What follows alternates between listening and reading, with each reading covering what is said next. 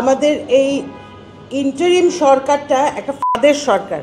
এক উপদেষ্টা আরেক উপদেষ্টাকে ব্ল্যাকমেইল করছে। কিসে ব্ল্যাকমেইল? দুর্নীতির খবর ফাঁস করে দেব। একটা চেইন অফ ব্ল্যাকমেইলিং চলছে এবং সেই ব্ল্যাকমেইলিং এর ভিতরে আমরা গত 16-17 বছরের যারা স্বৈরাচার বিরোধী আন্দোলনে ছিলেন, আগ্রাসন বিরোধী আন্দোলনে ছিলেন, প্রত্যেকে আমরা সেই সাধারণ আমজনতা, ছাত্র জনতা, তারা সেই ফাঁদের ভিতরে আটকে গেছি।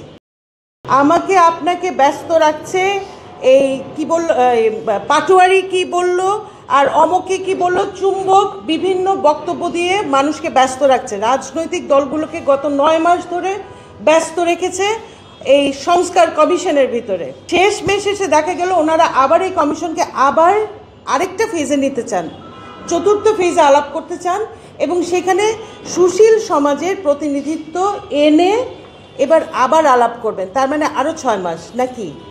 ভদ্রভাষায় বললে বলে তামাশা। আর যদি আপনি আন্দোলনের রাজপথের ভাষায় বলেন তাহলে এটাকে কি বলবেন?